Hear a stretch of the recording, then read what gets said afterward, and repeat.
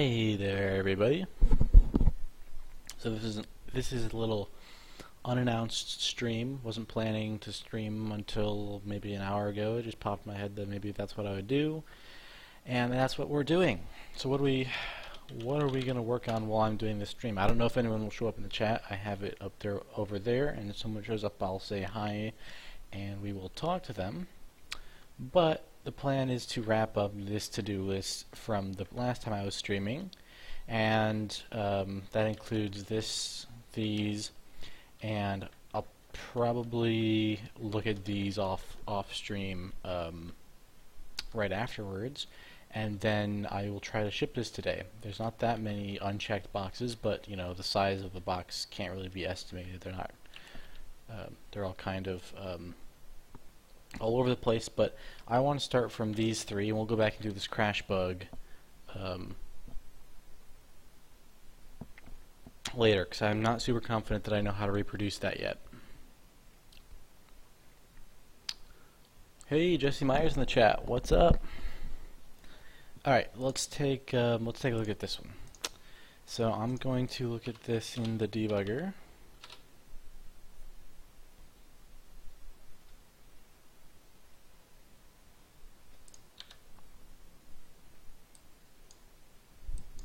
Okay.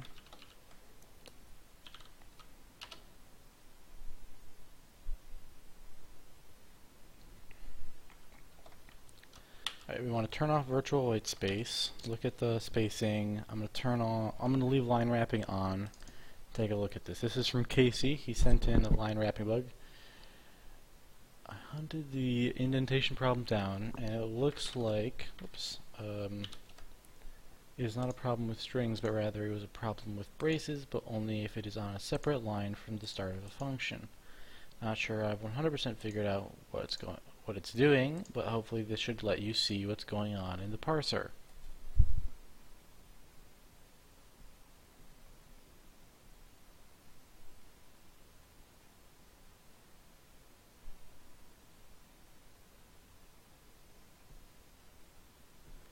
Awesome. We have a link here in the chat about free type rendering. I think I don't know if you're the one who's shared this with me in the past or if someone else did, but I think this is the second time someone has sent me this. I definitely hear you guys loud and clear. We're going to get the fonts looking nice sooner rather than later.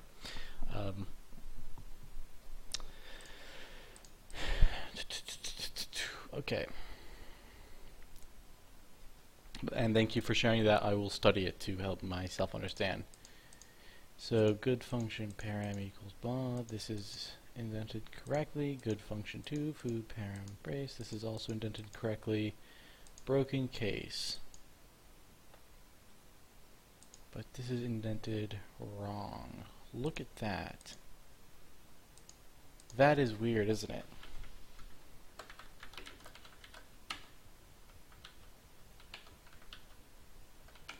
Alright, so this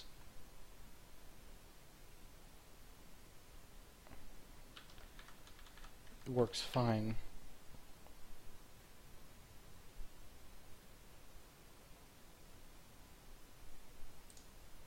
So it is only the indent a single line function that appears to be broken. So how do I do indent a single line? Control Shift T, I believe. If I did this, does it ever? That's fine. Okay, let me just try a few things. Suppose I did this and that. Okay, so the block works. And if I did Control T, so that's doing one line at a time, right? Oh, that just did. Is it Shift T, Shift T, Shift T? There it is. Shift T. Shift T, Shift T, Shift T, Shift T, Shift T. Yeah, okay.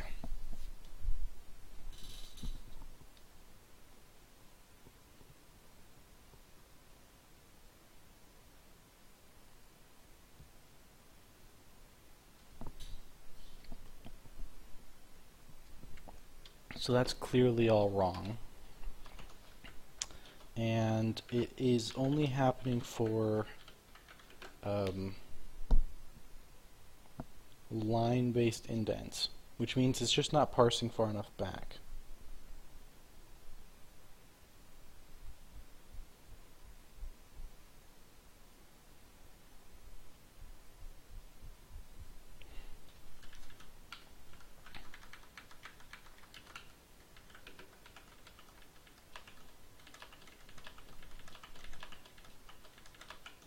Yeah, so this shouldn't be indenting this way.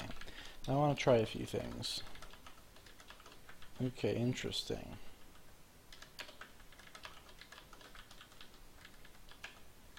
Right, so it's the presence of that brace there that screwed this thing up. Let's go ahead and take a look now at the indentation code and find out why this is happening. So, come over here, 4coder,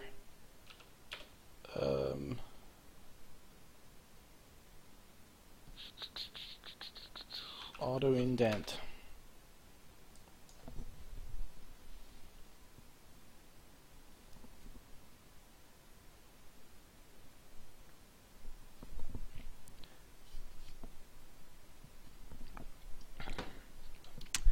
It's more LCHster. This is more like LCLHster. Is that long, constant, long handle stir or something like that? It looks like a Windows type name. I don't know if that's what it's supposed to be. Anyway, this is more like Windows or KC breaks indenting by putting braces inside of parentheses. Inside of his parameter list or something. Let's take a look. So indent line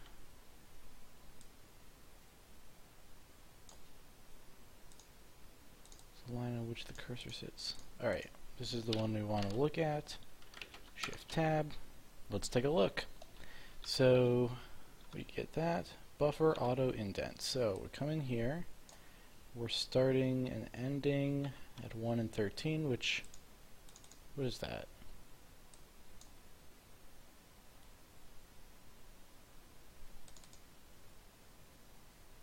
We're starting and ending at 615, 615. Okay.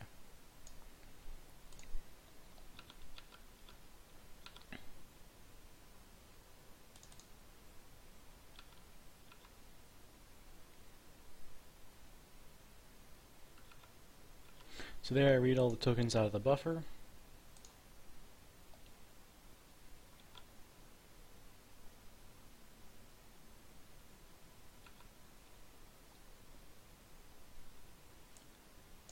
I find line start and line end, 21, 22. So those are the lines. These should really be named line first and line 1 past last.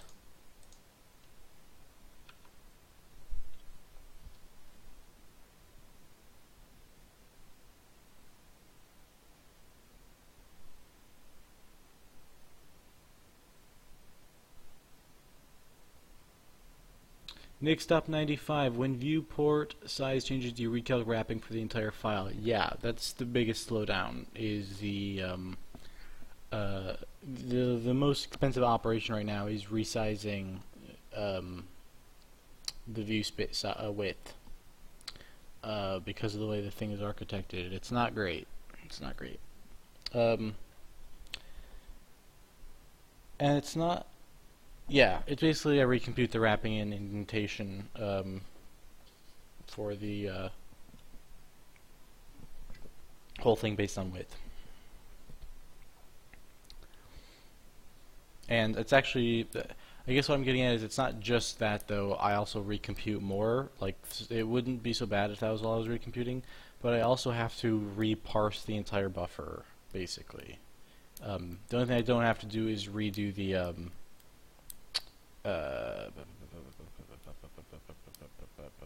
I don't have to redo the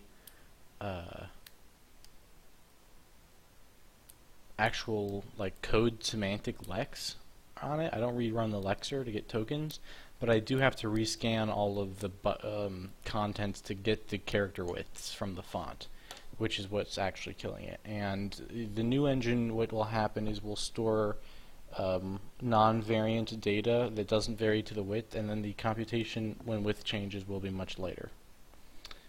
Because there's a way to represent almost all the information you need in a fairly small data format that is not sensitive to the width. It will be sensitive to the font, so a change in the font would cause a full redo, but changes to the width would not, and then resizing won't be so bad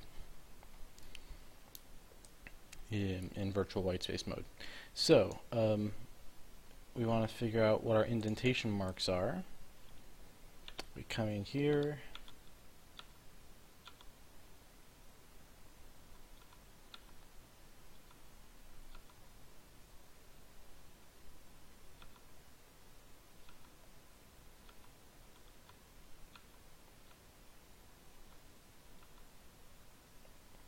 we get our first token.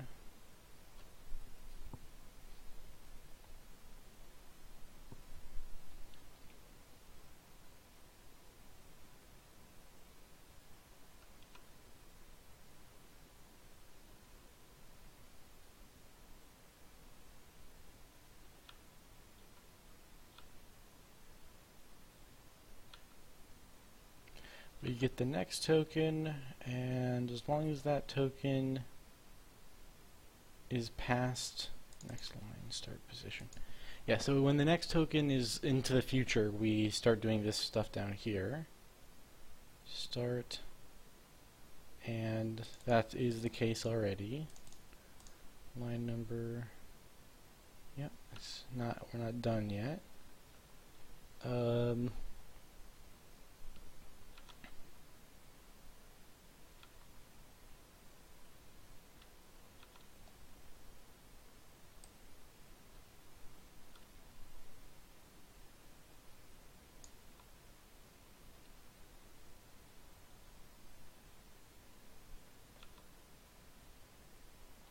Current indent equals 12, huh?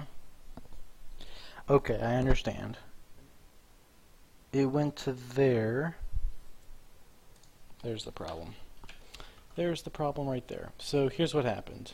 It went to, let me just pull this up and show you. So, when it does this line here, it goes to here, it sees a close brace, open brace, and says this is an anchor, find the beginning of this line and start from here the parse. And it starts from here and then goes, okay, well, the first thing I see is 12 spaces. So that's our current indentation level. And then it goes, okay, open brace, add 4, close brace, subtract 4, close parenthesis. There's nothing on the parenthesis stack, so nothing changes, and then boom. Basically, when we're searching backwards, if we see a closed parenthesis, then we can't find an anchor until we find a matching open parenthesis, I think, is the rule there.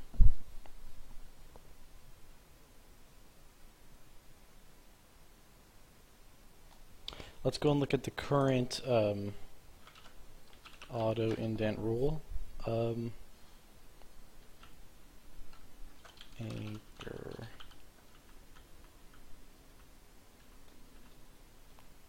get indentation marks, line start,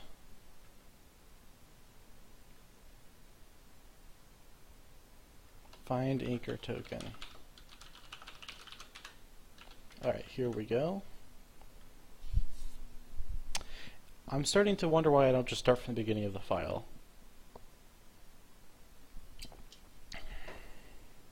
Every time. I mean, it's only going to have to happen once per frame, usually, right? It's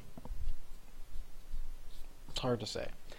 Let's just try to get it to work the way it is. So, get first token at this line. If this token is 0, then we just take the final token. If we have a token, we back up one, and as long as our token is not less than the loop, we keep going backwards.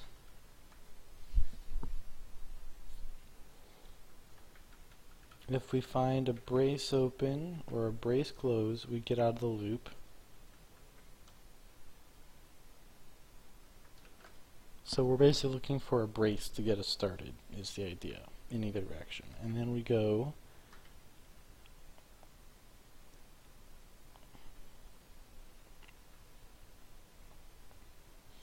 we get our brace token, we get the first token of this line, and then we look at this line and say, okay,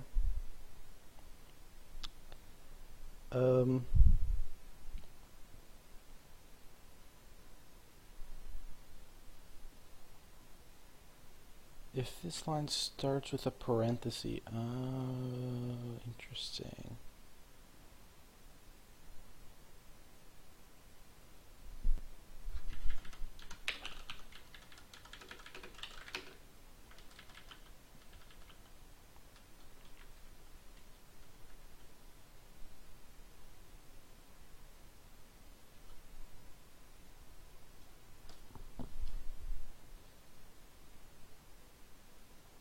So I don't mind starting from the beginning of the file and searching down instead of starting from where I am and searching backwards, but I don't really want to just return the start of the first token, because that's going to lead to a lot of indentation parsing that will be unnecessary. I feel like it'd be better to start from the beginning of the file, search down for the delimiter, and keep finding open braces until we find and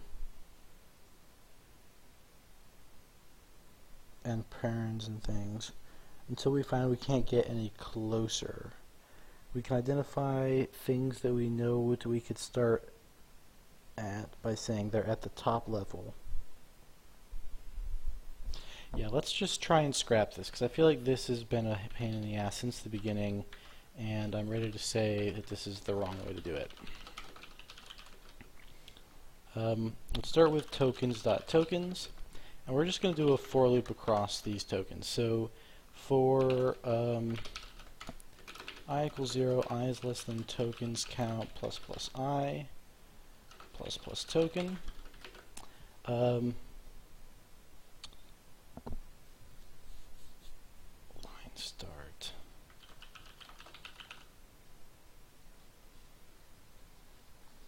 Get first token at line. So we're going to grab that still.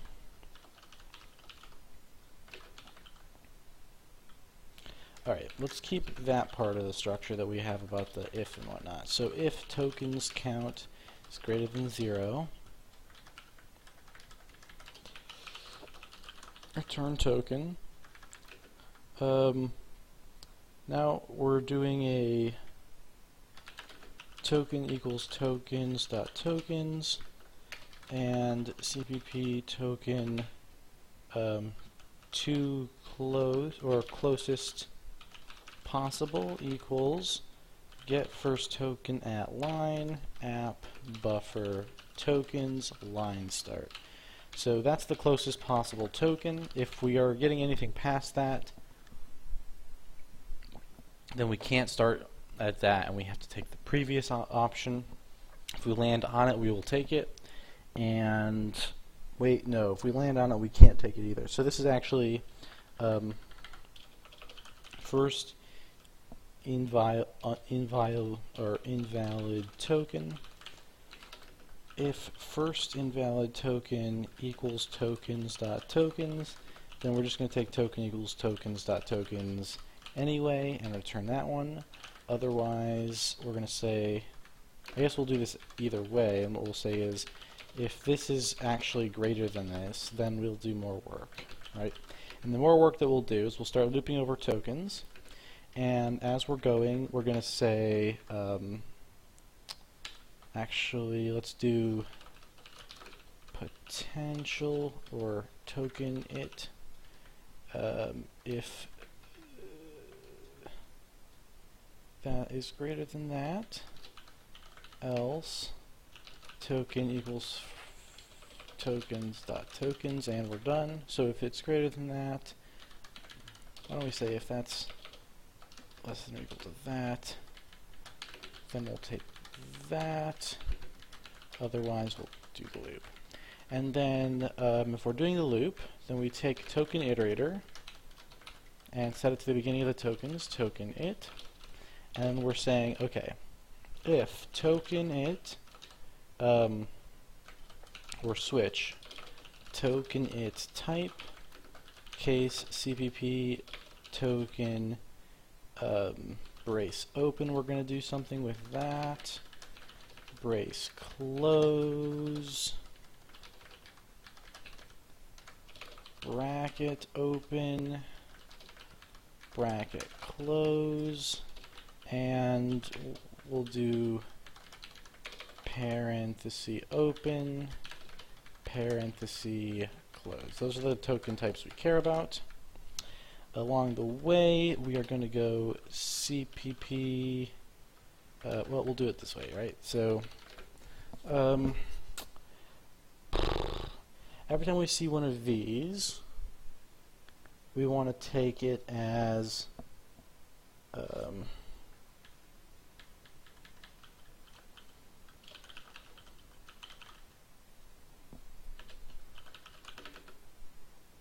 right.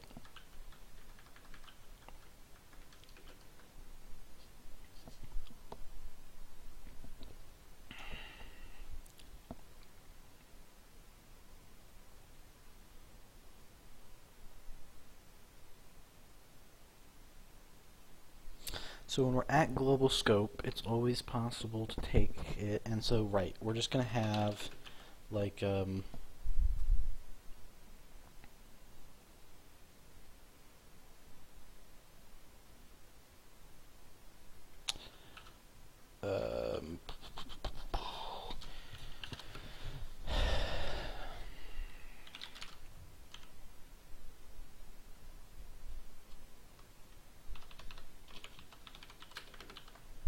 depth of up to 256 on our stack, top equals 0.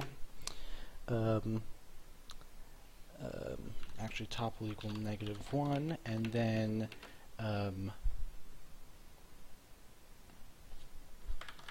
these need to be int 32t's though.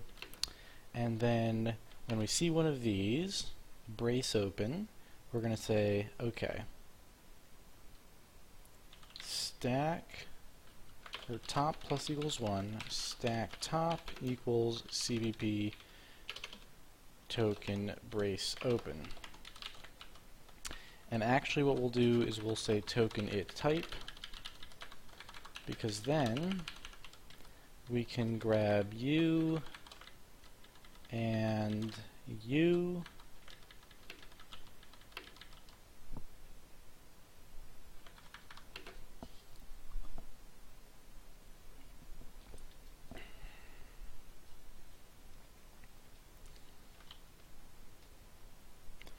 and whenever we close something, we'll have to do a little bit of logic to decide what we want to do with that. So when we're closing something, we're going to say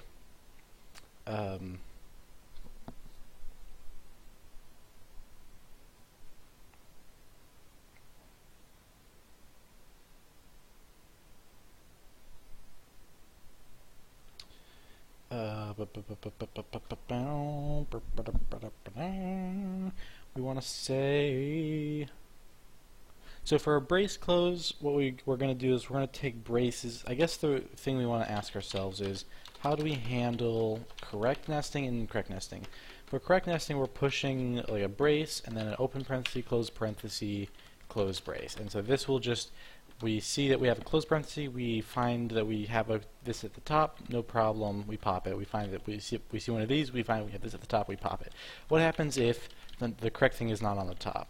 And I think the rule we want to have is that if we have an open brace, an open parenthesis, and then a closed brace, that this searches back to the closed brace that matches it and closes it,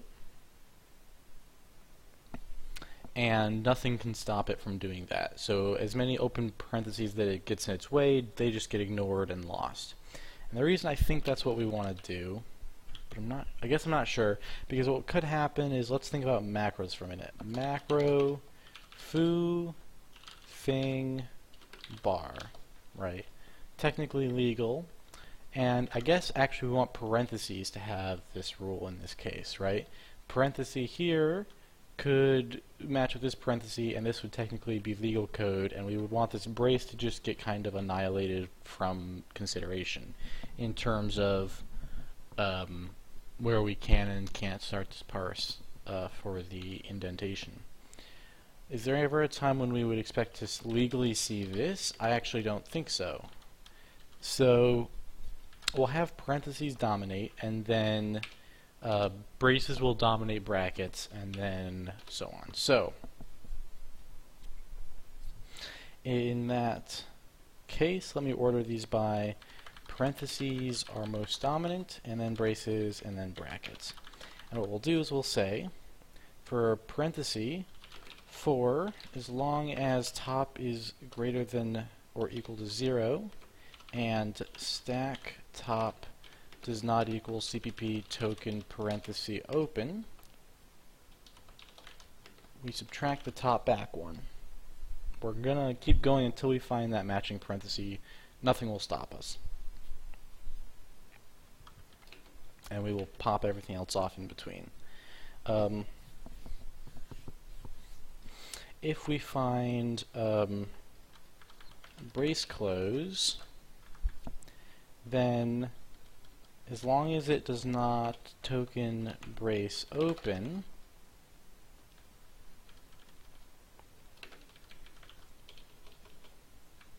let me rewrite this a little bit. I want this to be a little bit more intuitive what the exact logic is. If this equals CPP token parenthesis open,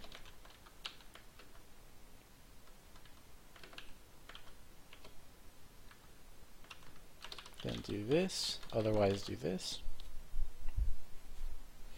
I guess another way to look at that is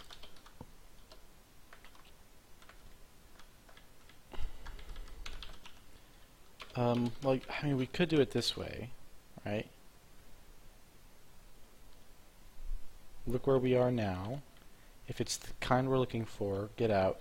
But the problem is that's not going to fly with the other one. So what we're going to do is we're going to say I equals top, top minus equals 1. We'll make this like index, right? If the index is the matches the thing we're trying to find, then we break. If we wanted to do the same thing over here, braces don't dominate parentheses. So if it sees a parenthesis, it stops, and if it sees a brace, it stops. Right? So the idea is here, we're backing up one, and then we're saying, hey, the spot where we just were at, did it match the thing we were looking for? If so, stop. If it matched something that dominates us, then we also stop, because we may not dominate it, right? We can't take a parenthesis open and remove it just because we are... Oh, that's actually different. So if we see something that matches us, we can remove it. If we see something that dominates us, we actually don't remove it, right? So there are the things which dominate us, parentheses dominate braces, and so they stay on the stack and don't get taken off. And then there are things which match us, and they cause us to stop iterating, but they do come off the stack. And then anything which doesn't match us and doesn't dominate us, we remove it from the stack and keep iterating, right? So then this we can take down here, and this becomes, if we see a parenthesis or a brace, then we stop right there and don't dominate it. If we see a bracket open, then we stop iterating. And all of these also stop iterating if they get to 0, like if they get back to -1, right? So that's cool. And then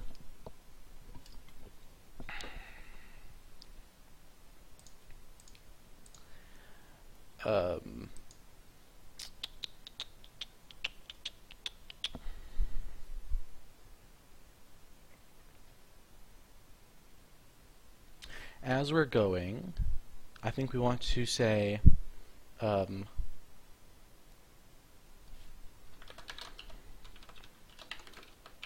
potential token equals token it right off the bat.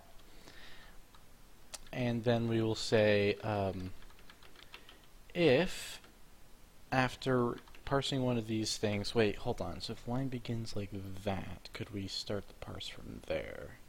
Say I see a brace open, and it's that line there. Yeah, I could start from there. So before we actually update the stack, if top equals -1, oops, this needs to go up here. What about after I update the stack though? Suppose I pop things off the stack and it gets back to -1. Does that make that a position where I can start the parse? I would say no.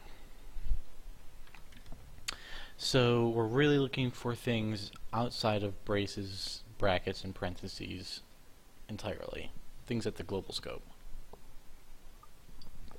I think in the past I tried to be fancier and allow it to start internal. I'm just saying no, go to the global scope and then start from there. That way we get it right. If the top equals -1, then we'll say that potential token equals token it. And we're also requiring that as we're doing this, we actually don't need this I thing here. What we need is, as we increment the it token,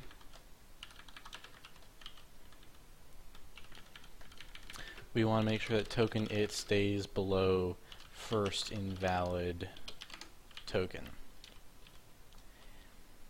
As soon as it does, we stop and we say take the potential token and do the following operation. Take token equals first get first token at line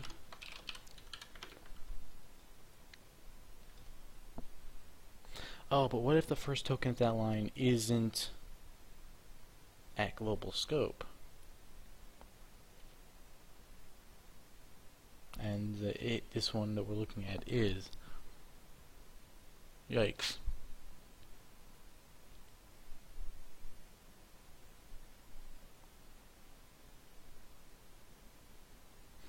So how do we want to do this? What we really want to do is we want to find something at global scope that is the first token of its line and start from there. So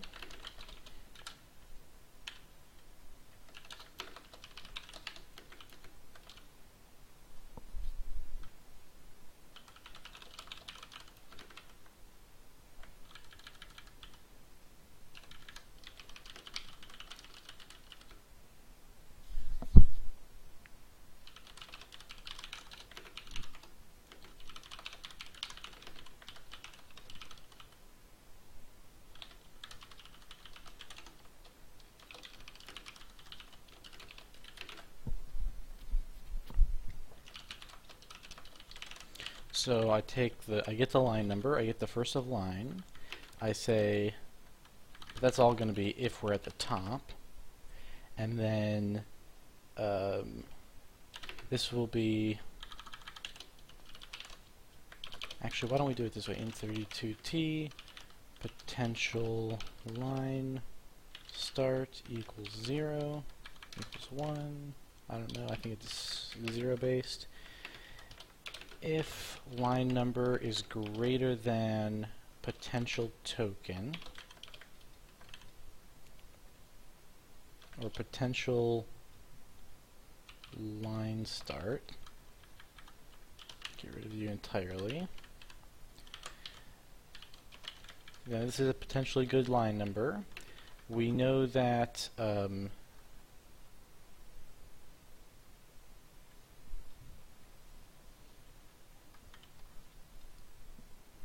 well, this is more like check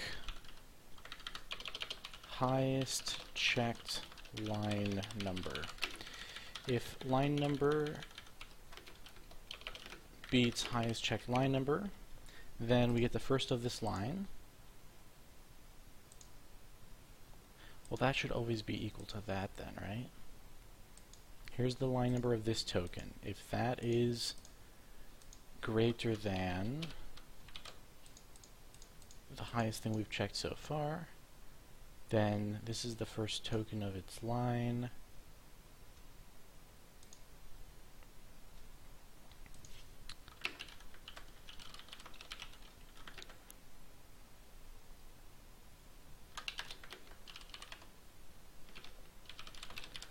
We've now checked this line number.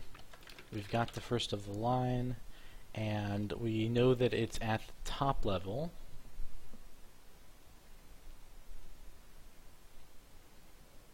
And we know that it's okay. So then this becomes our potential token.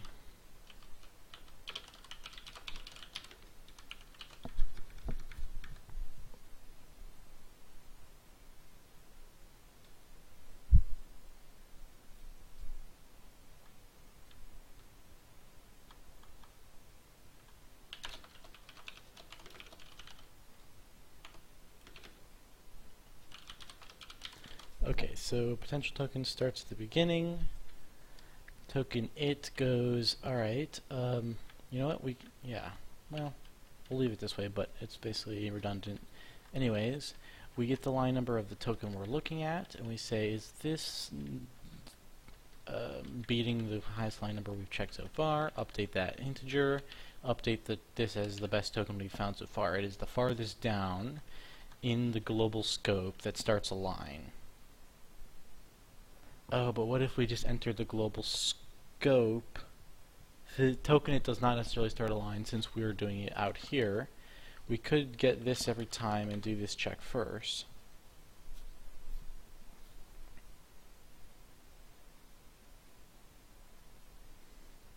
So every token we get its line number, we see if this is higher than anything we've done so far, and then we assume that that means this is at the beginning of the line. If this token is also at global scope, we then mark it as a potential and we keep going. Once we've hit the point where we've iterated to this point, we no longer need to keep looking, and potential token becomes token. So why do we have potential token?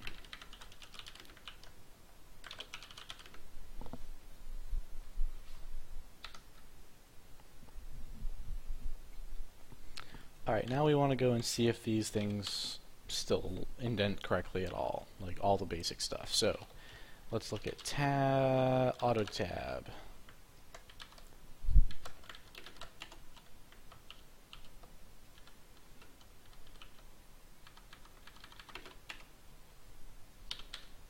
Keep going.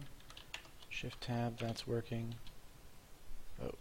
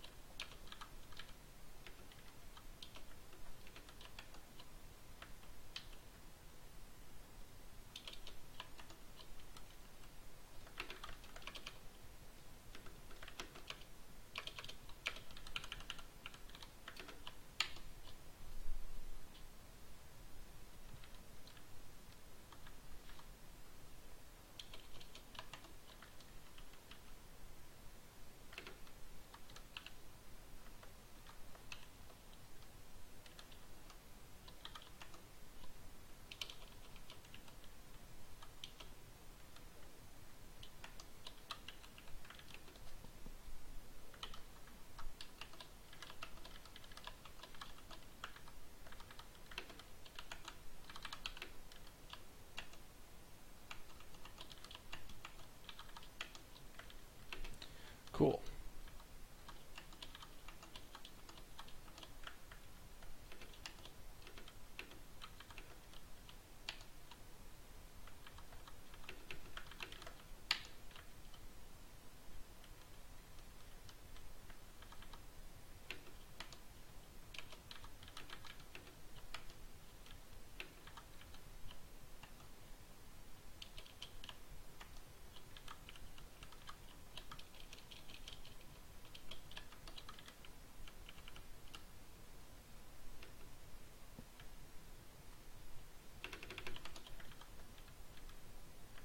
Alright, I think that's working really solidly, and I'm going to switch to that.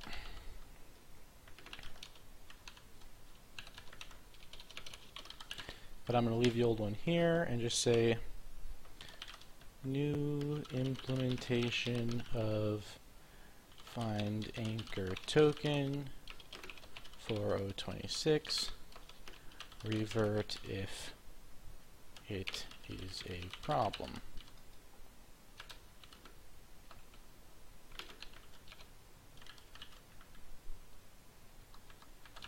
Else.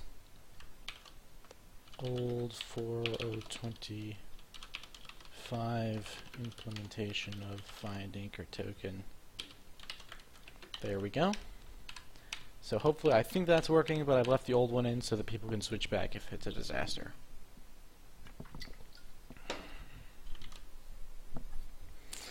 I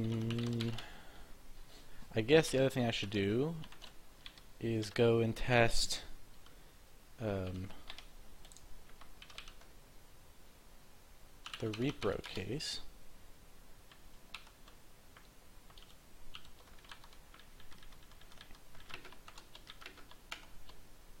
There we go. That's working now. Let's try putting all of this inside of braces. That works. That works. That works. Yeah. Very good.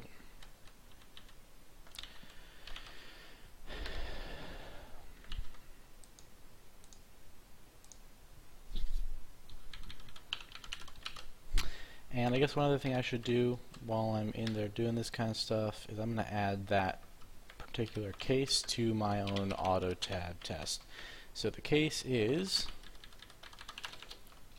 foobar param brace foobar xyz comma param equals braces thingy do bop do be do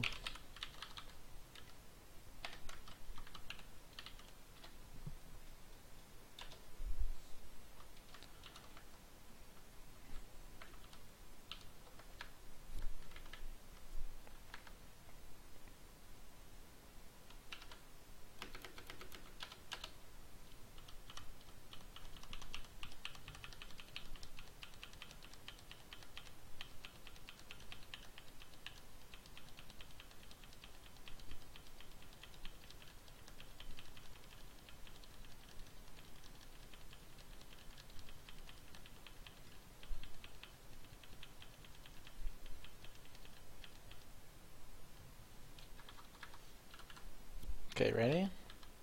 We're going to try just that, and that. Got all those right?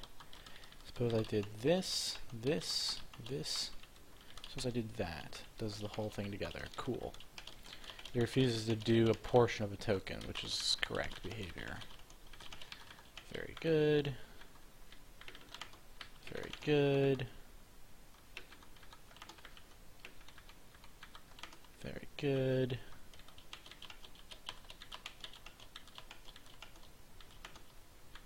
Very good. Alright, that is fully up and working. Jump line parsing fails for the format name, number, comma, number. Alright.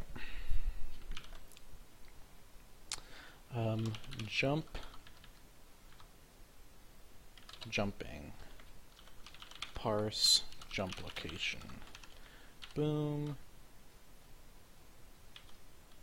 is an int.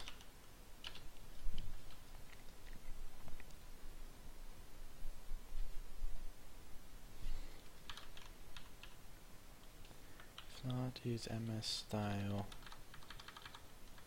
is int.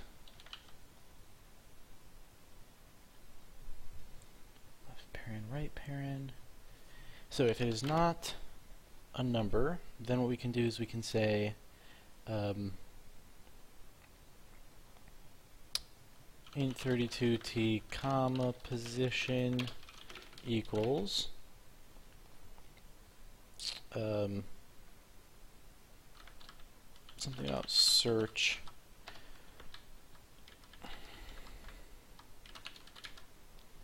find schar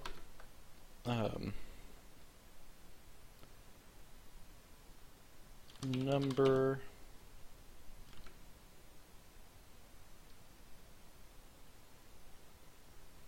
start from 0, look for a comma.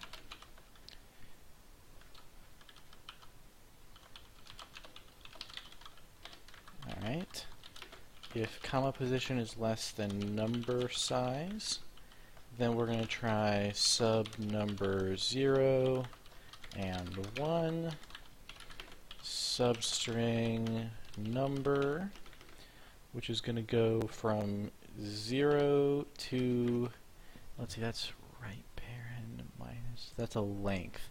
So from there to comma position, and then it's going to go from comma position to number size minus comma position minus 1. And then if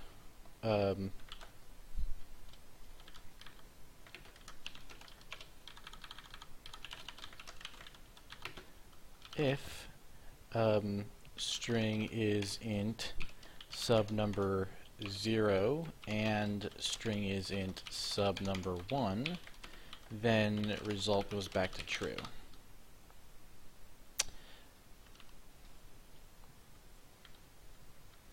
Number.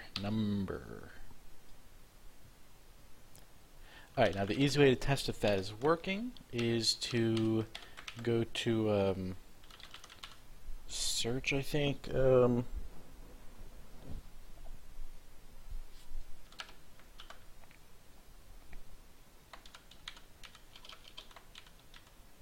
Yeah, right here. And instead of doing this format, let's do parenthesis, comma, parenthesis, colon space. And that may mean that I need an extra parenthesis, comma, parenthesis, colon space. An extra +1 right there. Okay. And now I can test it by going load up basic.cpp,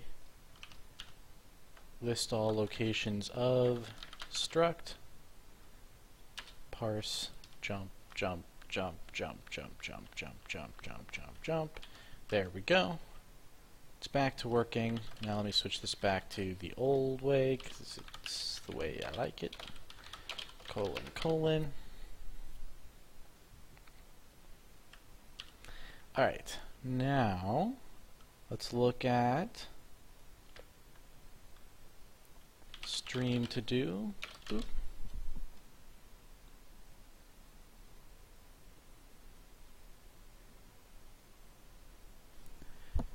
Yep, Jim, this one will go on YouTube.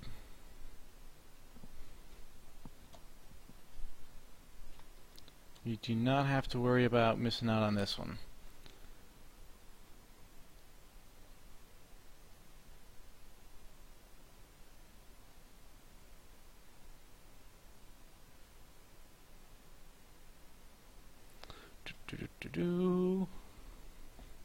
Later, Jim. Alright. Timing on the sticky buffer usage that ruins the system. Mark the buffers dirty and reparse. Okay, so this one is interesting and difficult. Basically,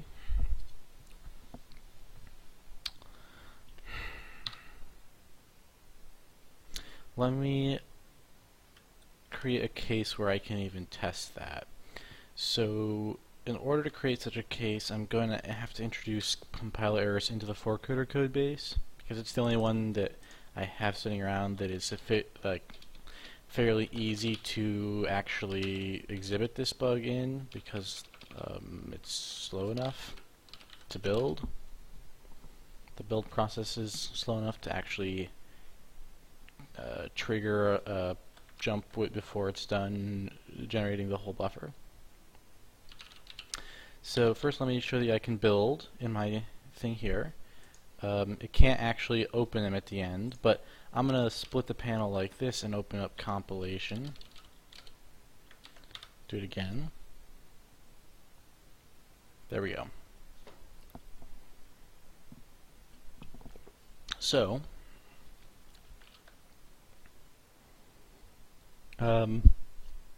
now what we want to do is look at, I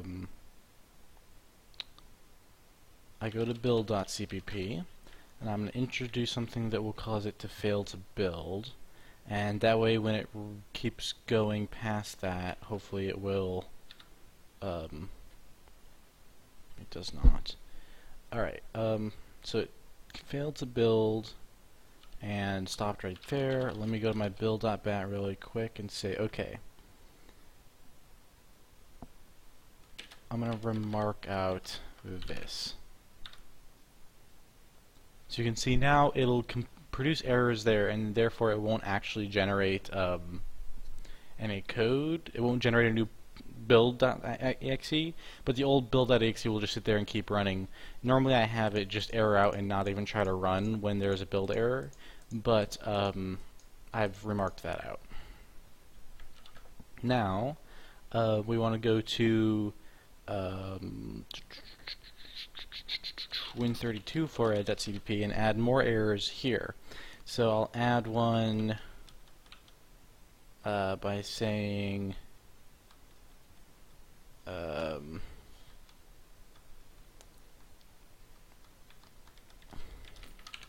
define, right? Now I get two errors, or two sets of errors, the ones up there, and I can jump to all those, and this one right here, right? But what happens if I build, and then I jump to this, and I start looking through these? You can see I'm now not able to jump to that one down there. I'm pressing jump to it, but it won't jump to it, because when it parsed, that wasn't there, and it didn't reparse when the buffer edited, right? And that is what I want to do. So, all I really have to do to fix this, now I have a repro case, that I can use. Only problem is, in order to build it, I have to break my test case, right? So I'm going to switch this back to the way it was before. Go back to this, switch this back, close. But proof of concept, I know how I can recreate the problem.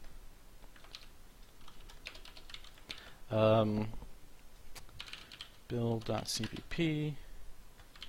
There we go. Then let's go and check out sticky,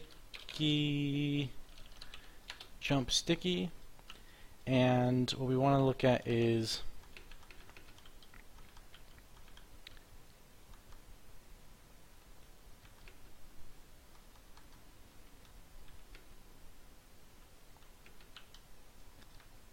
something. Where is the parse init marker list? Where does that get called?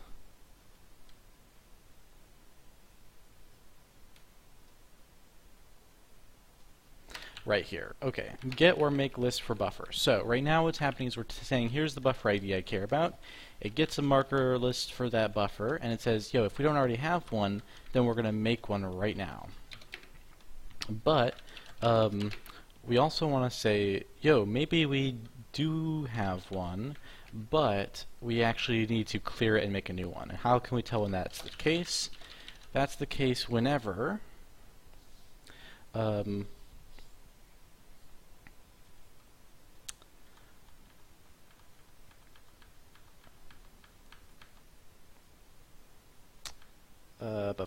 let's go to the marker list.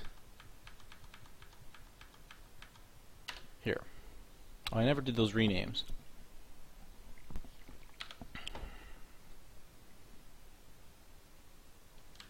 Let's do those first.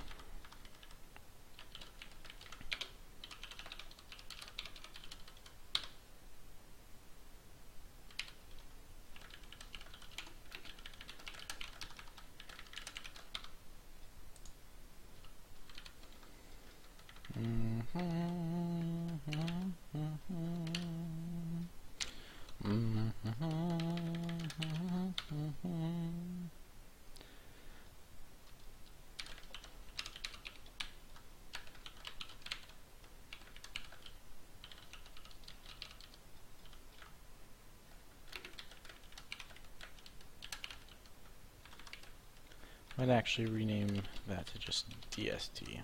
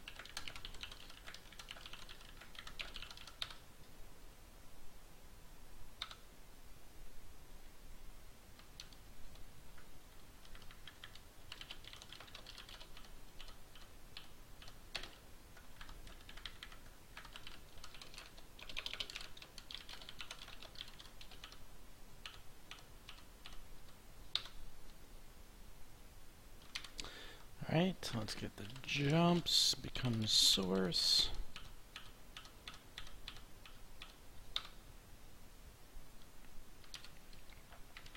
Finally,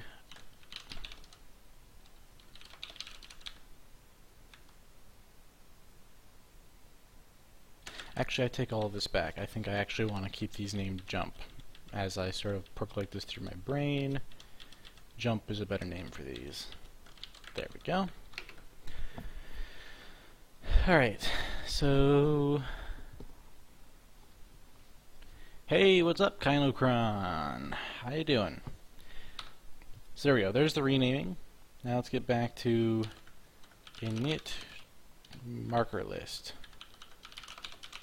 Right, so if it did exist, what we want to do is, in our marker list, we want to be able to say, I want to be able to query...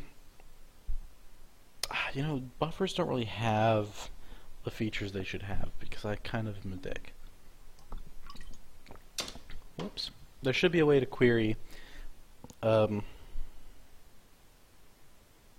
what is the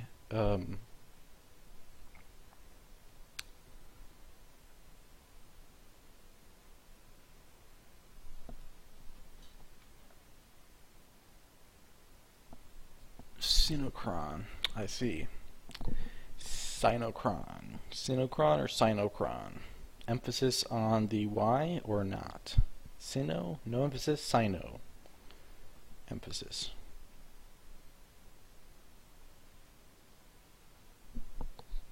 Anyway, ideally I'd be able to say, yo, give me your edit index, and the buffer just reports some number, and that number is a strictly increasing integer that gets incremented any time an edit operation happens, and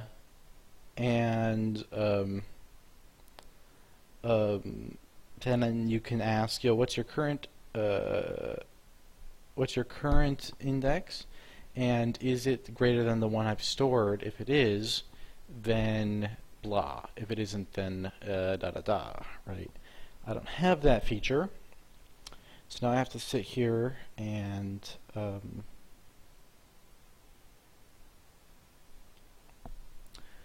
wonder to myself if I want to add it right now or if I want to do something else. I feel like the reason I don't want to add it right now is because it's kind of non-trivial to get that exactly correct. I could get it pretty much correct, but not necessarily exactly correct. I don't know where the root of the... It's probably findable. I could probably find it, but actually I think it'd be in two different places, the place where I would want to increment that counter. I could make that happen and then return this number whenever we need it. Another thing I could do is just query the size and ask, is the size different? Now the only time this could go wrong is somehow if the buffer has been edited such that it is different, but the size remained the same. Now, in this case, we would have something else weird going on, which is that we would be doing this operation on a buffer that was not treated as read-only. Somehow some of its contents got changed, or like append-only, I guess you could say. Right, we're treating compilation buffers and search buffers and things as append-only buffers, so if that ever happened, that invariant was violated anyway. But it's not clear why, I don't know. So I guess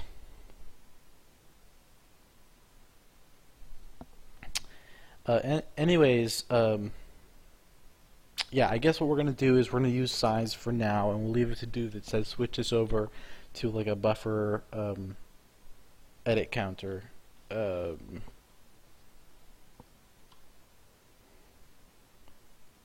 Later. By the way, Sinocron, how you doing? What's up? Or do you want me to tell you what's up on the stream today?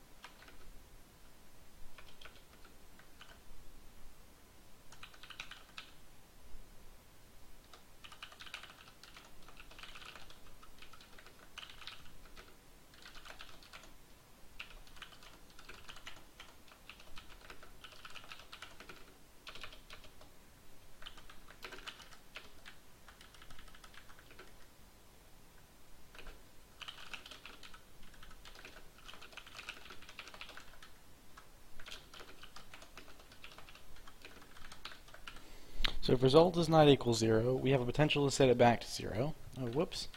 And if we find that it is equal to 0, then we do this. Now that could mean, when we see that it's equal to 0, that it was initially 0 or that it became 0. Either way, we're having everything flow through here so that if we, for one reason or another, find that we get to this point and we don't have a buffer, we just make a new one. That way it should automatically fix if it's been appended.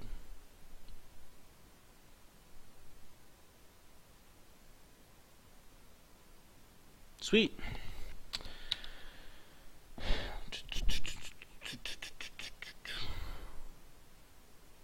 Working on some game story stuff. Interesting.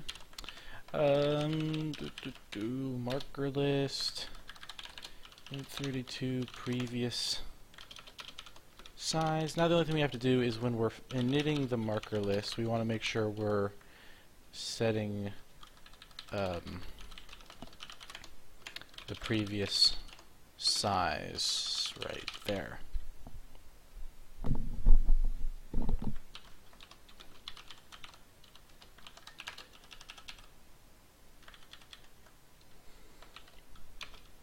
When buffers get an edit sequence number,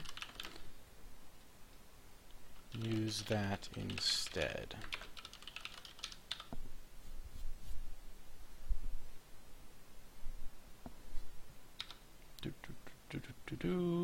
So that's building.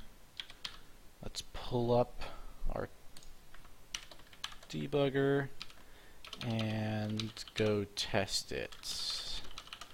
Load the project.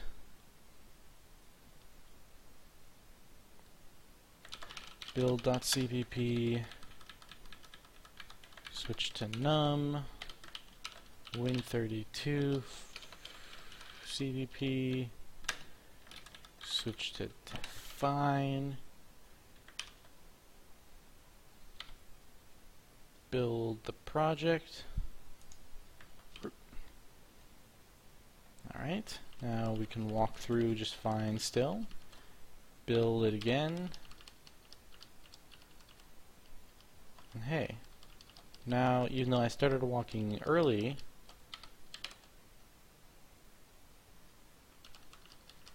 still lets me jump to there. That's awesome. Okay, so that problem is now fixed.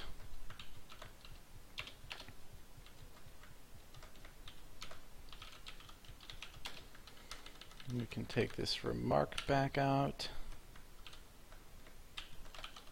And there we go. Alright, we are almost done and ready to ship this thing.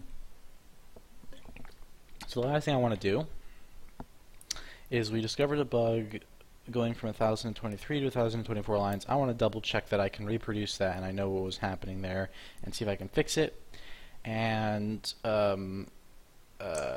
then I think I will take a look at this tweak, see if it's possible or not, and then cut the stream off there. Once I've cut the stream off, I will also take a look at these and see if they are something I can handle quickly. And if not, decide whether or not to ship without them or with them. So, let's take a look at this one. So first of all, we want to, I'm going to open up lines.txt. Nope. Lines.txt. No. Look, lines.txt. There you go. A, B, C, D, E, F, G, H, I, J, K, L, M, N, O, P. There's a line, there's a line, there's a line, there's a line. So we get 1, 2, 3, 4 lines. Oops, boom. So we're at 12.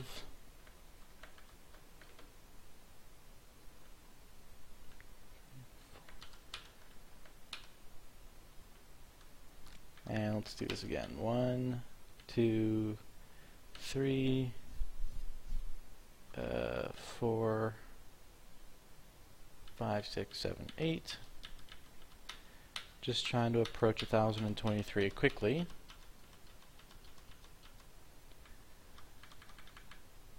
One, two, three, oops. 1, 2, 3, 4, 5, 6, 7, 8, 9, 10, 11, 12, 13, 14, 15, 16.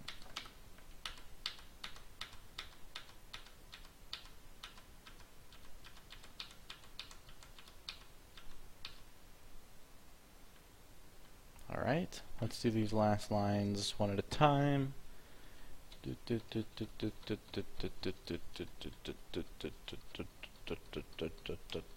Whoa!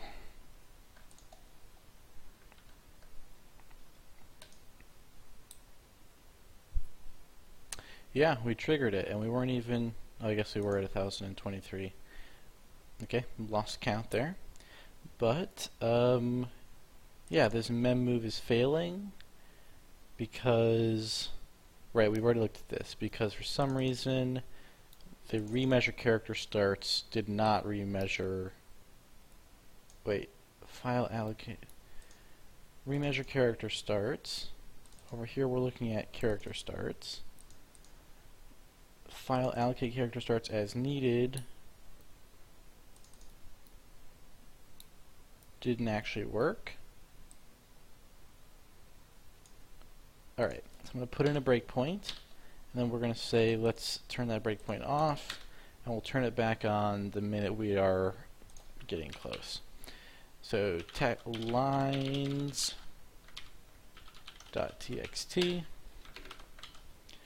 A, B, C, D, E, F, G for 8.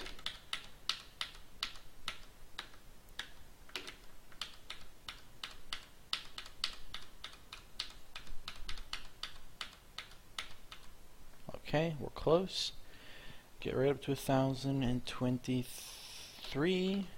Enable the breakpoint. Hit it one more time.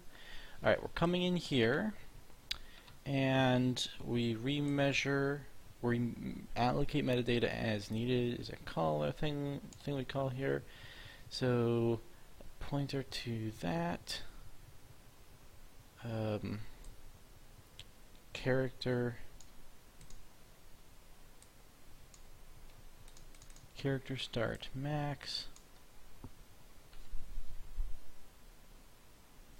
I don't know how long this bug has been around. It's crazy because I would have thought it'd be caught. It's such an obvious thing. I think it must have been introduced very recently, possibly since the latest build actually.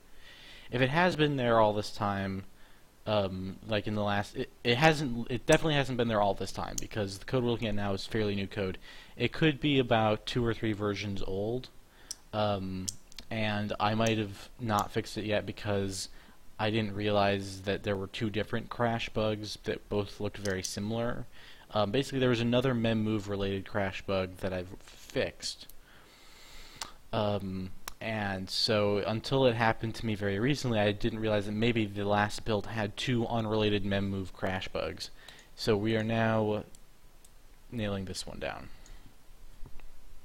But it's definitely fairly recent because, as you're suggesting, that would have gotten noticed by now if it was like something that had been there for a long, long time. Start max, line count.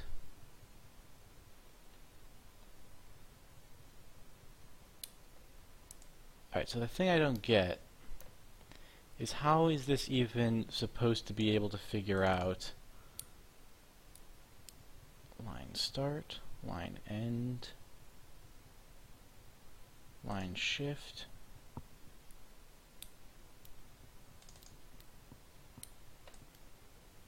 Because we only end up with 1024 lines.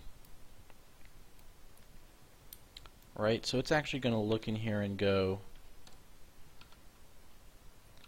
we don't need to reallocate because we're currently only reaching capacity. New line count is going to be 1024. And then we're mem moving. New line end is 1000. New line end. Line end. So we added one to line end here, and then we added one to new line end here. That feels wrong, right? Line shift is 1. Line end, that's like line...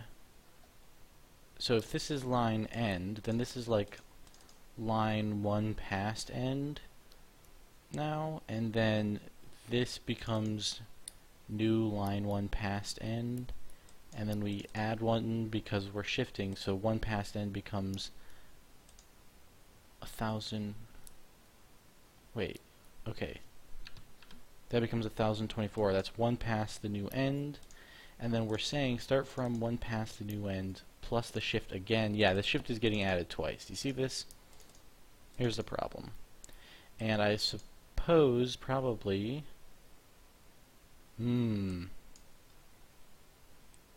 character starts plus 1023. If that was just staying there, we would be moving, I suppose this adds up to 1? Yeah. Okay, so we just need to say if we're adding that there, then don't add it here as well.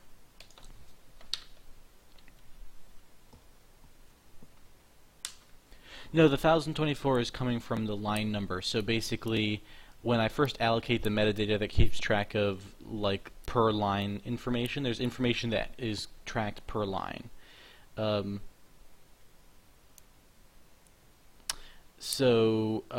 reason it's crashing at 1024 lines is because that's where it's hitting the boundary of how much memory it's allocated for that line metadata. Now, to address the question about how many characters do I shift, on average it approaches like I mean, I don't shift the whole file every time because it's a gap buffer. Don't have a honest membership measurement of, like, typical usage patterns, but I can say a typical edit shifts about I mean, somewhere in the range of 0 is a very common number. It often shifts 0, but on average it shifts more than 0. On average it probably shifts like up to 1,000 bytes. Or no, that's probably not on average. On average it probably shifts up to like 100 or 200 or 300. Okay, so let's take a look at this 910 under buffer.cpp. Alright, so new line end is getting used down there.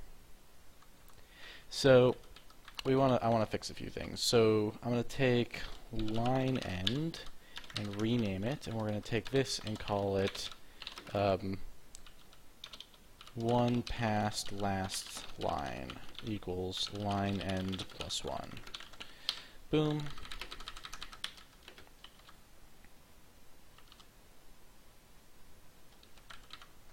Okay, you and you don't count, you don't count. One past last line.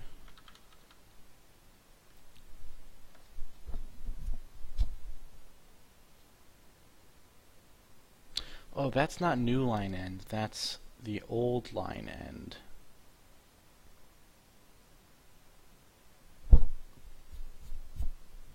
Oh, so that's not getting added twice. Well, new line end, line count minus plus 1. Why is that plus 1? I feel like that plus 1 must be the problem then. One past last line. We'll see. That could be disastrous.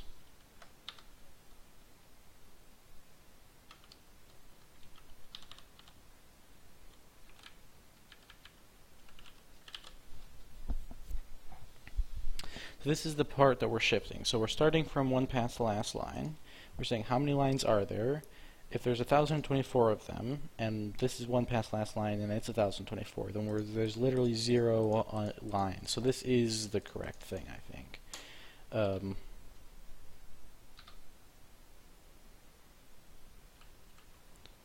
Line end. New line end is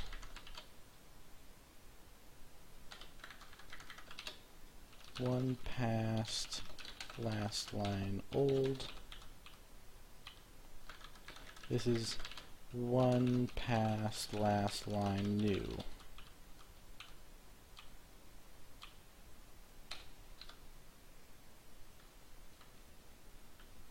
There we go.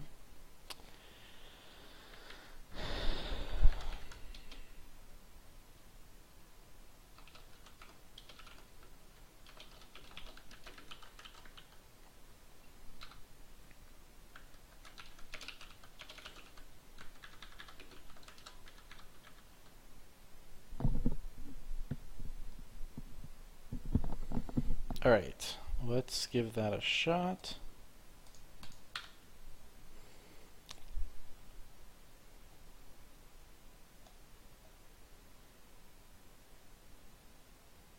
What's happening here? Are you running or not?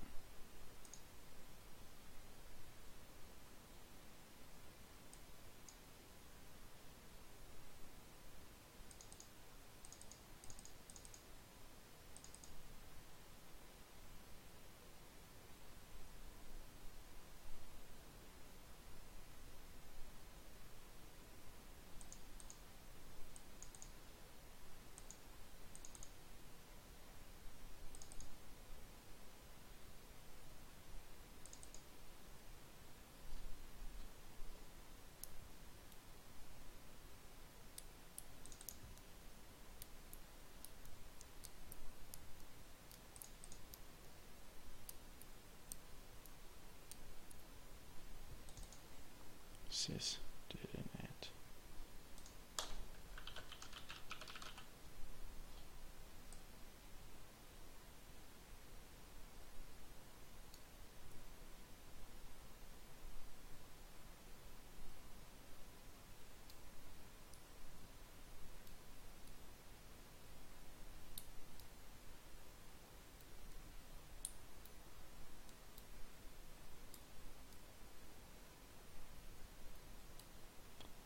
Does this code not own the lock?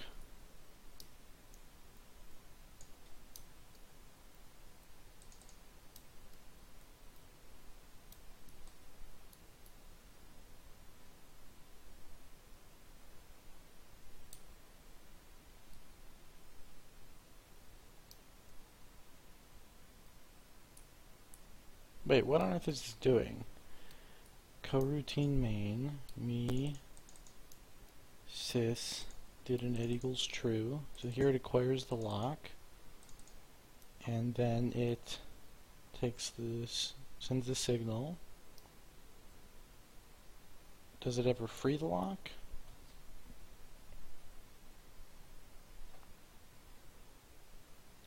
I don't think it does. I think it holds this lock forever. And that's okay, that's the way it's designed to work. But then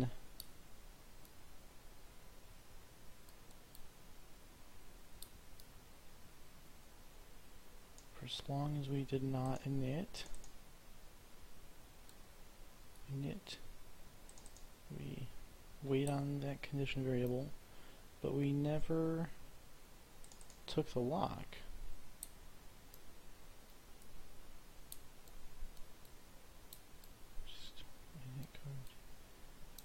Init block. Not sure why it's called force init, but block coroutine system pop.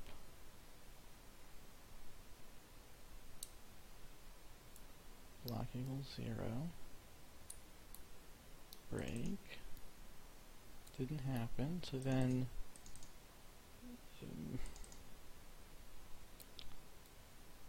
we set init to false, and we say as long as we did not init. But what if someone calls this system launch thread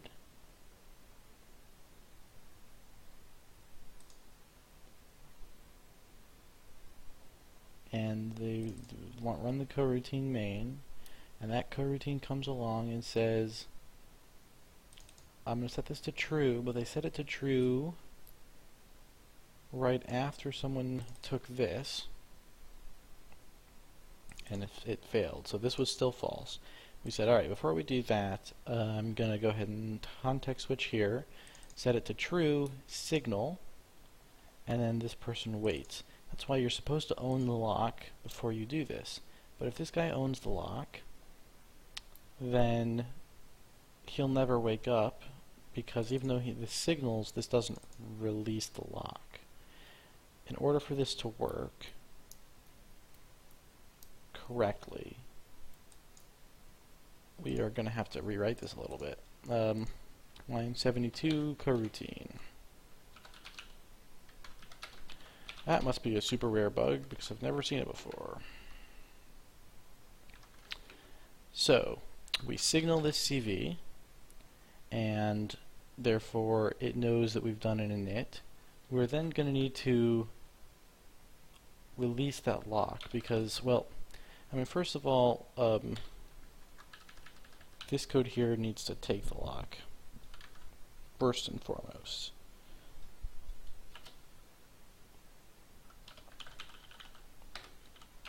System acquire lock, sys lock,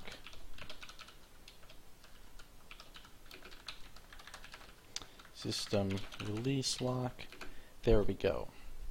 But what I don't get is this up here.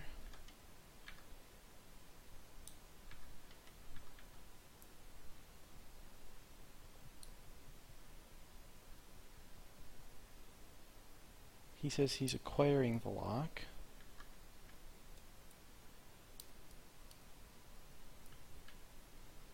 Are we sure this guy hasn't got the lock? Hold on. System. Let's just take a quick look at other places where this is referred to. Init the coroutine system. We init the lock. We're signaling CV all up and down here. Acquire a lock. Yeah, so the only person who acquires a lock is this coroutine code. That can't be right. So what is this coroutine code supposed to do? So it takes this lock and then it frees it again when it waits right here. And so in the meantime,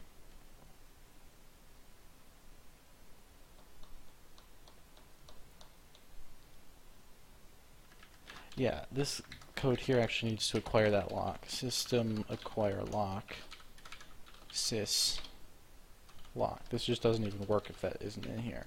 So now this acquires the lock, and then when it comes here, it releases the lock and starts sleeping. When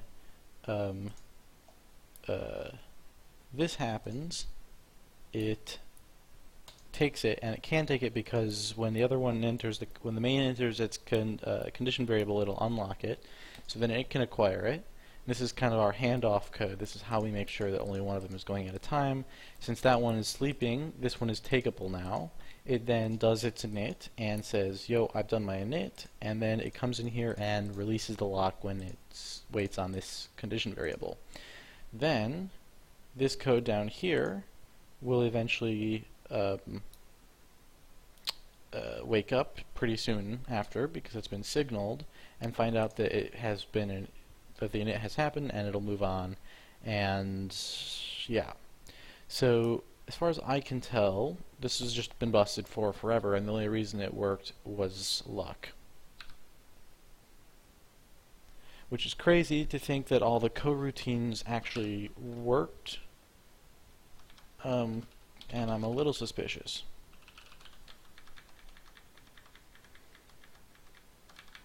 Where is like init coroutine system? Sure.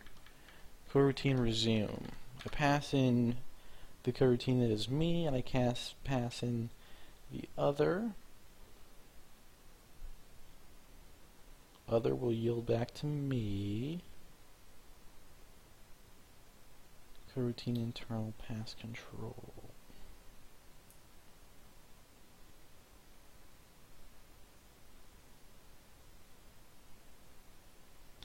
Oh, so the root coroutine is the data structure that represents me, the main thread. So coroutine root represents the main thread. But when does root get initialized? Init coroutine system right here. And in that process, init cv,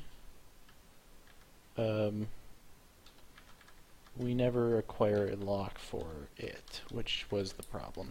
Alright, I think this is just a bug that has always been here ever since, well, ever since about 4.022, I think, that it just hasn't shown up because it requires such ridiculously precise timing, and in a few times it has shown up, I probably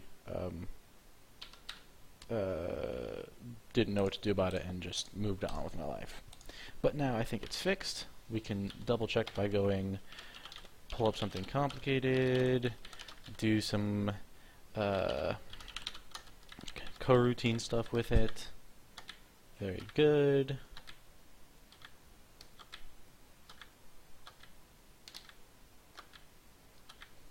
There we go.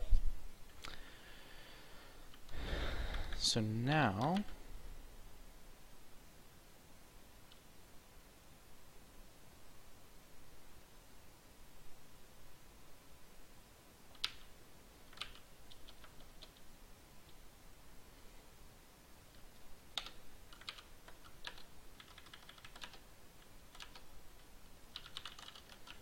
let's try this one more time.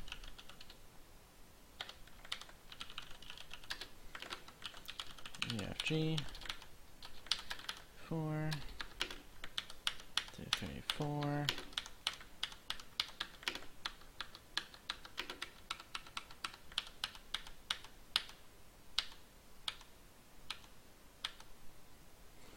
901 1001.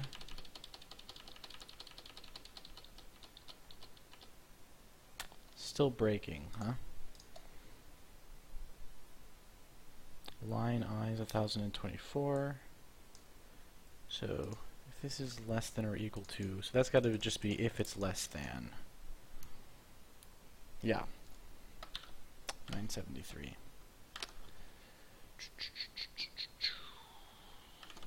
Buffer.cpp 973.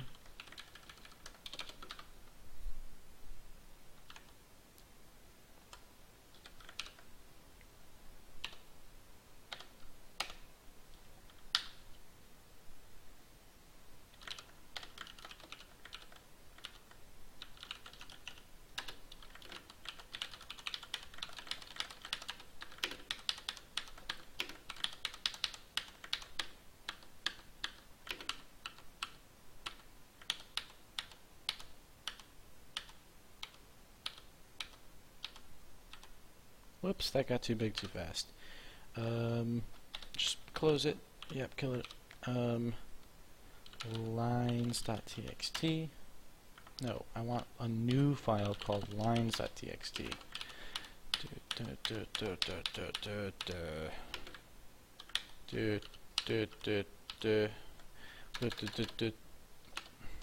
Whoops, what is happening here? Is everything busted? Everything feels busted.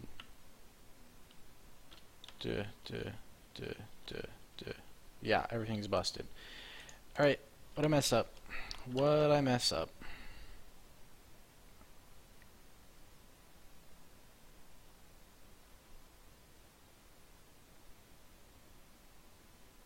Okay, so it's not that that's wrong. That's right. What needs to change is here.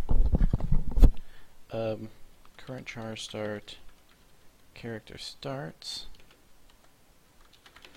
I32,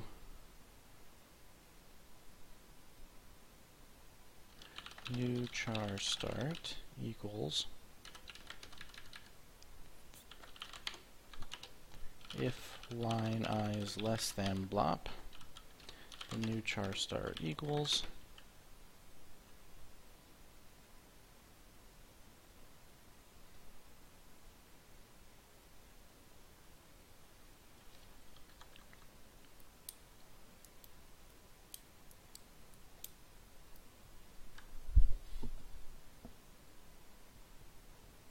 I'm not using Vista.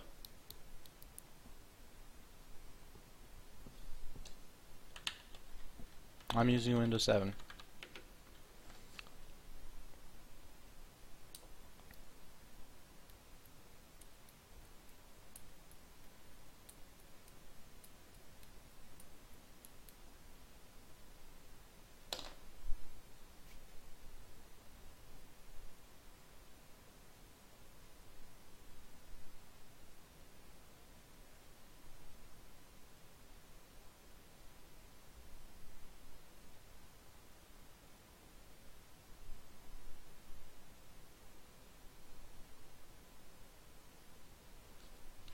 New line count. Buffer. Okay. New line count. Buffer size. Buffer.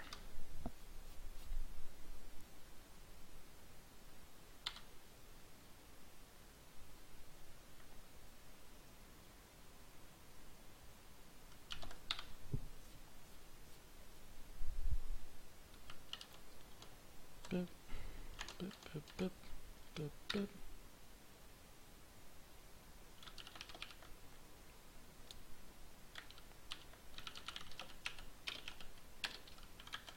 Do you think it's Vista because it's got the bar on the right hand side? Where's that coming from?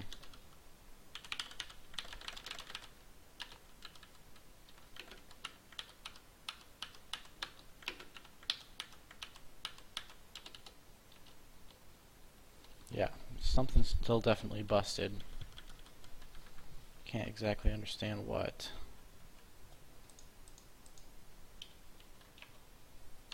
Jeez, oh Pete. Okay. So this went way wacky, and I'm going to just back it all up. I was not expecting things to get quite so weird.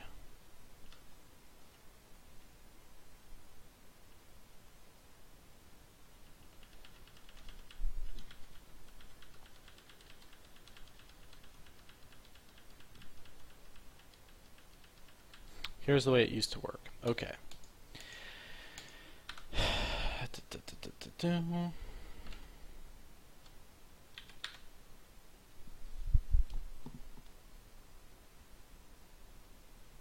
C tutorial is still coming. I might start streaming that on Wednesdays soon. Not sure, but it's very possible that I'll start streaming it. I don't know if you heard, but I restarted from scratch earlier this year.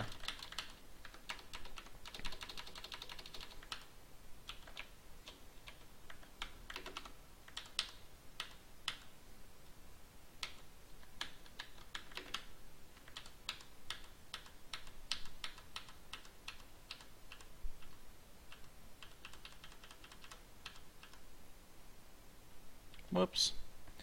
Well, that doesn't help anyone.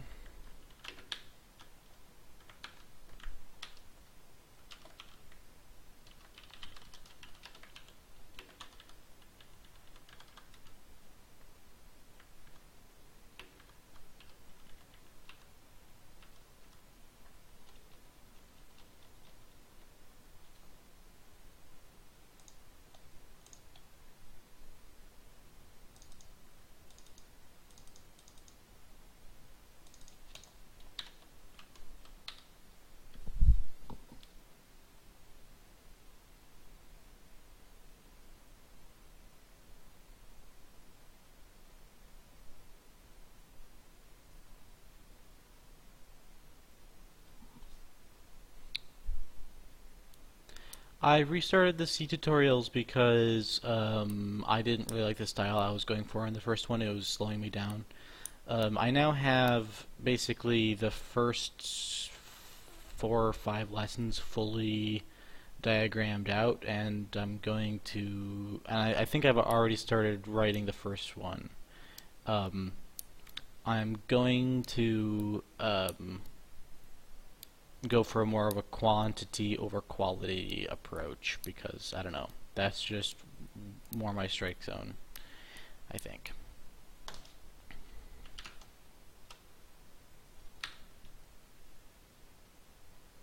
Release date? Ooh, good question. No, I didn't restart on 4coder. I thought that might be what you were thinking, but I just figured I'd go with it anyway. I didn't restart 4coder. I am ripping up a lot of the 4coder engine, but it's only like 20% of the code base that's getting affected by that. That's happening on the side. I haven't rolled that out yet.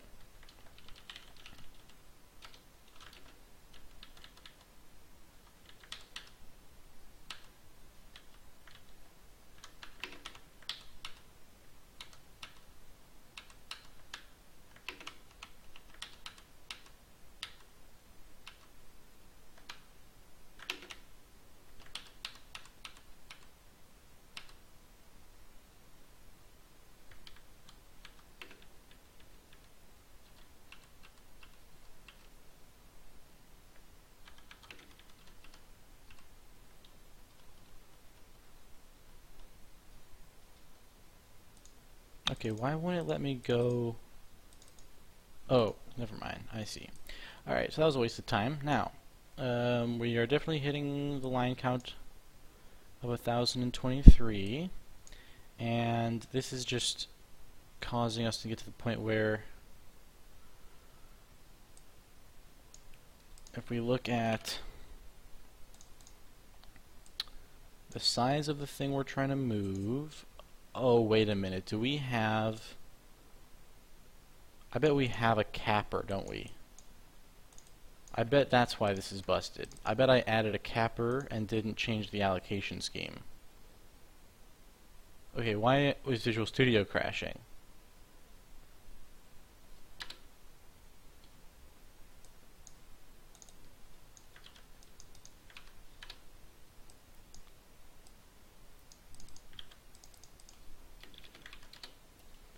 Yeah.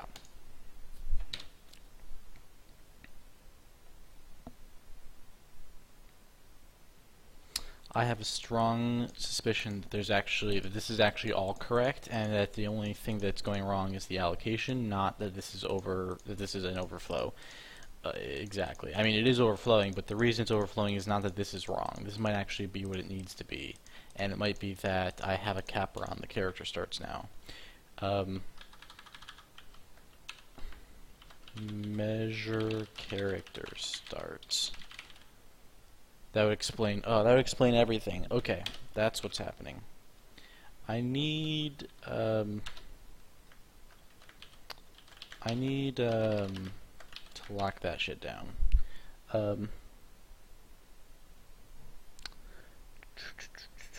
Okay, so we need to go back to buffer.cpp, allocate, is it under, what is that under?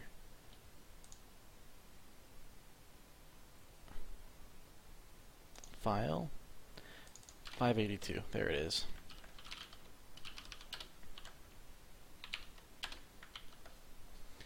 Alright.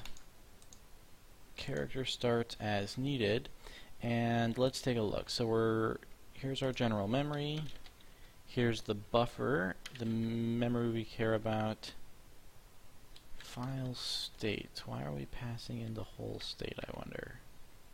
Oh, we're not. That's that thing. Okay. Then there's the max, the current count, and the size of. So the trick is the amount we need to allocate is actually one bigger than this.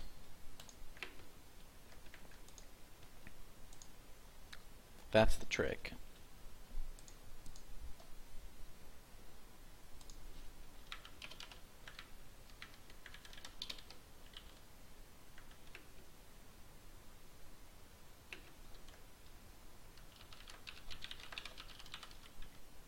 Yeah, this one's already doing that. This one's already doing that.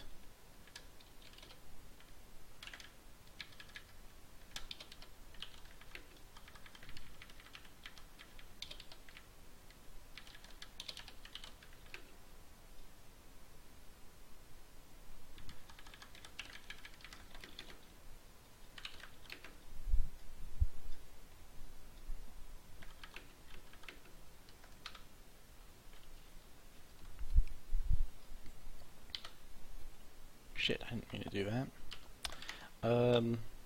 Okay. So that should just fix it without me having to go and flail around guessing at how these things work and busting everything. That's just gonna work, and now the only reason I didn't do that initially, even though I knew it would work, was I thought that maybe something was busted at a deeper level, but actually nothing is busted at a deeper level. This is just all correct, except that I'm not allocating the right amount of space, and that's that.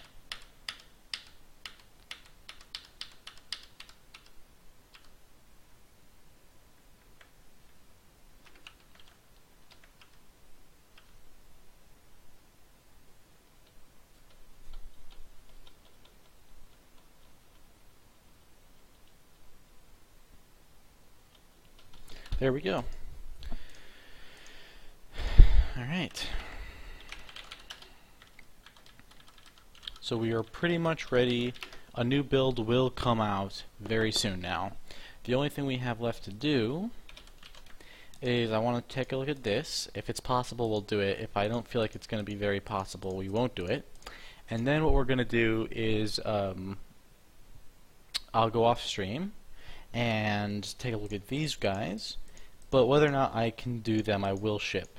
If I can't do them, I will put them off and contact the people who asked for these things and tell them that they're still coming. But we're going to ship a build today, no matter what. It's just a matter of, can we squeeze these things in at the last couple of hours here, or will I just ship with what we've got?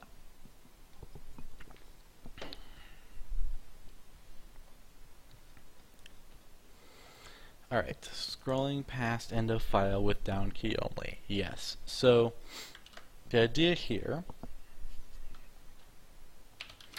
is when we do a move vertical, sometimes we set the cursor farther down and we can't do it. And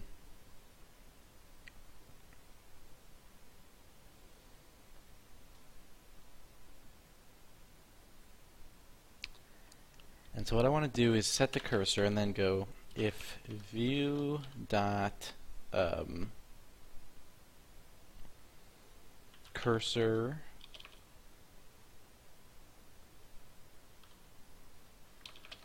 do I have a get helper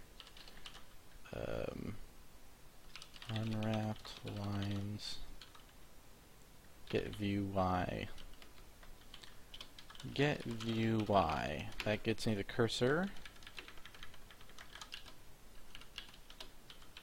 New y position equals real new y or actual. Oops. Actual new y equals get view y. Here's the view.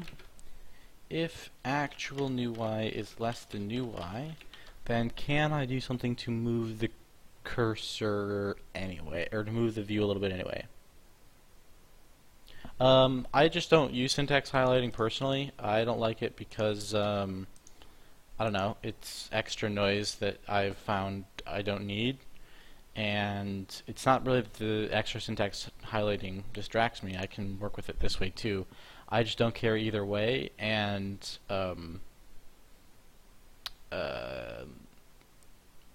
it seems to me theoretically better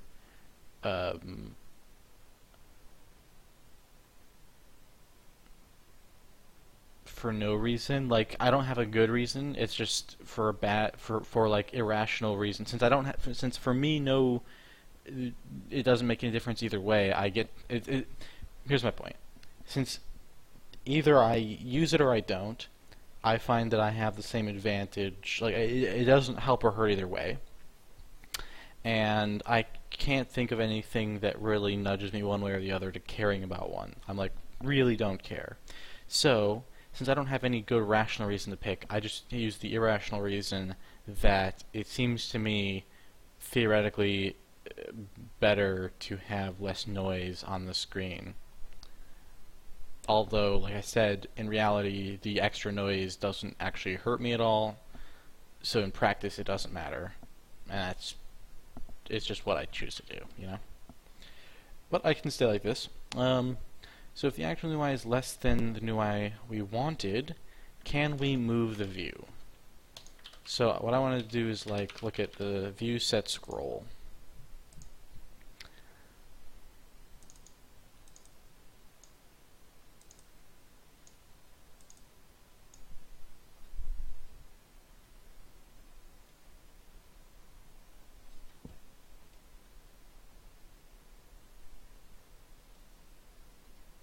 Yeah, I could see that, and Mouse is saying that the only useful thing about syntax highlighting for him is the ability to quickly pick out the shape of the code in a certain area so that you can be like, as you're scrolling up and down, you recognize that particular pattern as this particular piece of code.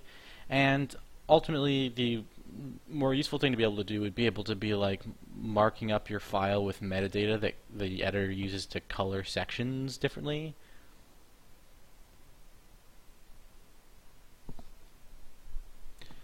Yeah, I don't think I would even like to be able to mark each variable with a different color. I'm not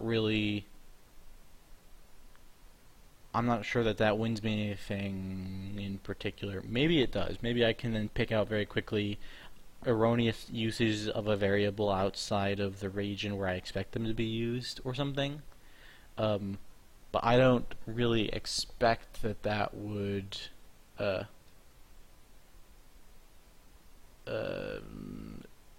be something I care about that much, or that I even like. I might actually find that annoying, possibly.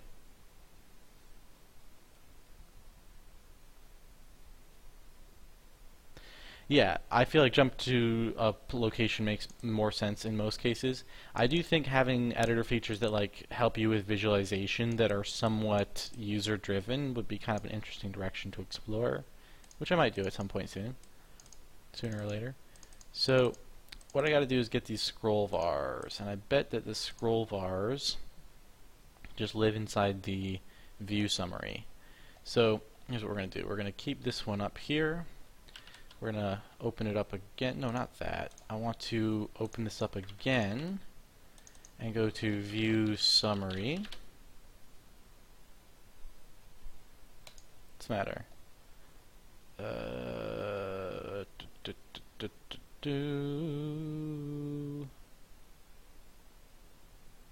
View buffer summary, view summary. View summary underscore doc. That's what I missed. Whoops. Say, keep that. Alright, so view summary. Yeah, scroll vars. So what we're going to do is then we're going to say, okay, so we can't actually move down, but what we can do is we can say if view dot, yeah, let's take a look at what's in here. Target Y. Yeah, okay. So,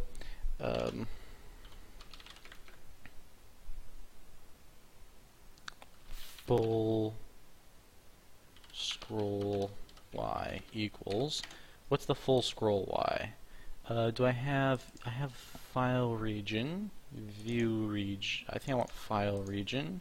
So we're going to take file region equals view.file region, I32 height equals file region dot y1 minus file region dot y0, and then those should be, that should be in 32 height.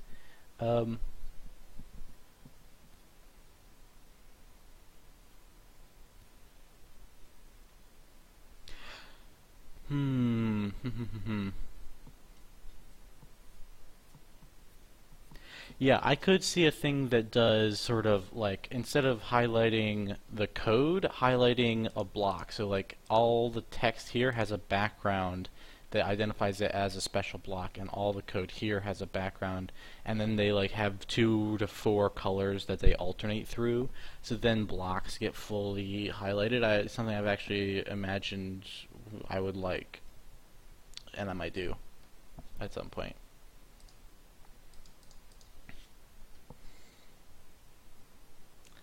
Move vertical, full scroll Y will equal, let's see, we're going to take h equals the float version of the height, h, we're going to take actual new Y minus height times 0.5, so there's the full scroll Y, and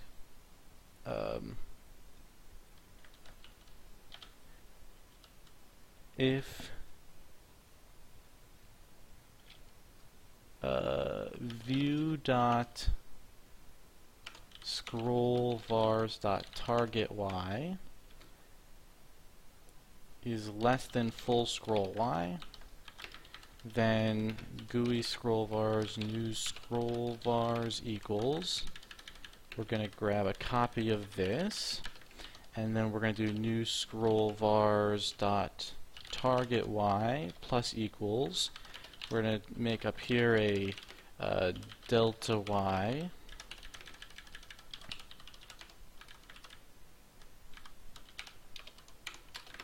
and then we're going to say if this became greater than full scroll Y, this equals full scroll Y. Shit.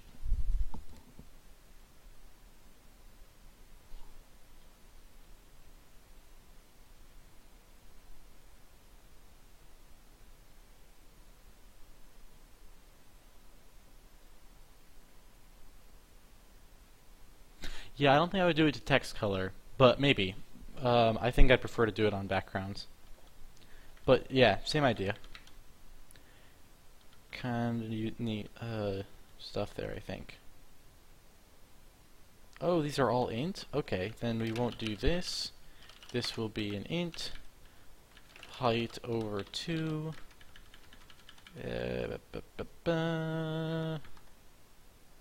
delta y, and then we will cast this.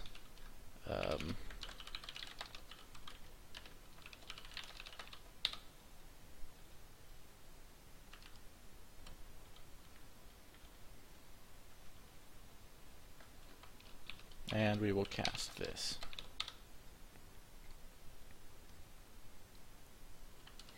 There we go. Let's try that out.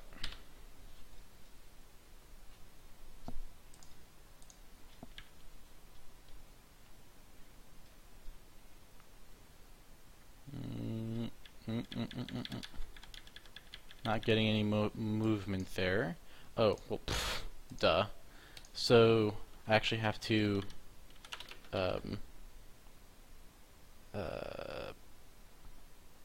call that. So view set scroll app view new scroll bars.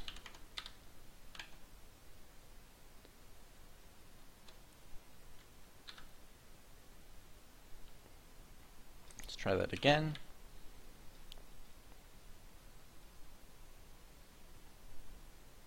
Yeah, that's cool.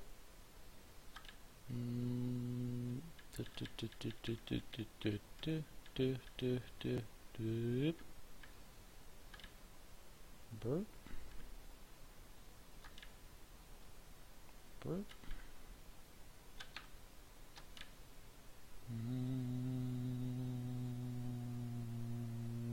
Burp.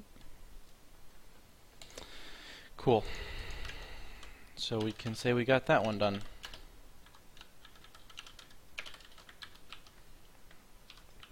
Alright, so that's it for the stream. I have to do the rest of these off stream, and then I'm going to ship this thing, or I'm going to try to do these off stream, and I'm going to ship this thing.